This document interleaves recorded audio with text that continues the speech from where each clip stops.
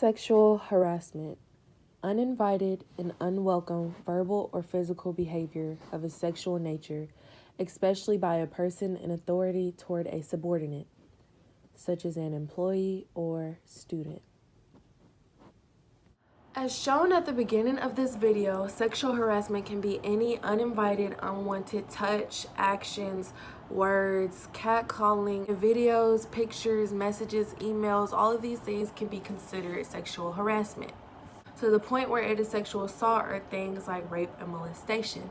Sexual harassment can happen to both men and women. According to How Stuff Works, 1 in 33 American men and 1 in 6 American women have been victims to sexual harassment and/or assault. All of this information leads to the very important question of what do you do when you are sexually harassed or assaulted, and how do you safely report sexual harassment or sexual assault? One way in which people report sexual harassment and/or assault are through hotlines. RAINN, or the RAIN Hotline Organization, are one of these many hotlines that work to get people the help that they need from sexual harassment and/or assault. When you call the hotline, you will be routed to a RAIN affiliate based on the first 6 digits of your phone number, or if you choose to insert your zip code.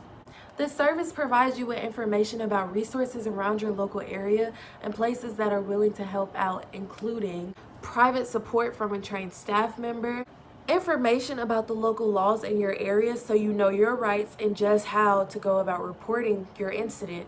They provide you with addresses to local health facilities to go and get tested and checked out to make sure that everything is okay physically. And they will provide long-term support referrals such as psychologists, counselors, anything of that nature to help you cope with the incident mentally.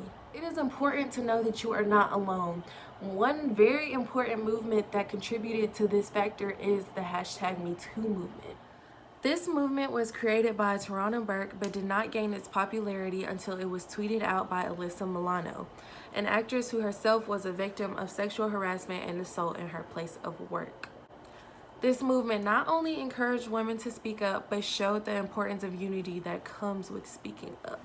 Something that is difficult for most women to do, speaking up about sexual harassment comes with a lot of stigmas and negative connotations. This is why in Adichie's speech, "We Should All Be Feminists," she talks about how in cases of sexual assault, people are quick to throw judgments on the female, making it to where the attack would seem like it was the woman's fault instead of the perpetrator.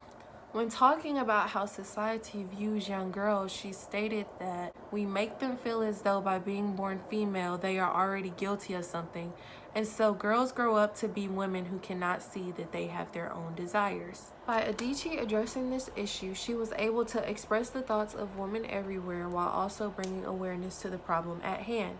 There are thousands and thousands of women who are dealing with sexual harassment and/or assault trauma and are not being taken seriously due to society's skewed morals. There have been court cases where women have described their incidents in full detail and have still been dismissed due to the various stigmas associated with sexual harassment and/or assault.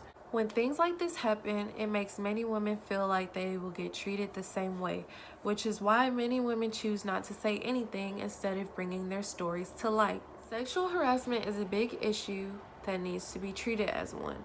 With the right resources and information, women everywhere will be able to put an end not only to the stigmas of sexual harassment, but be able to change the way people view the issue as well.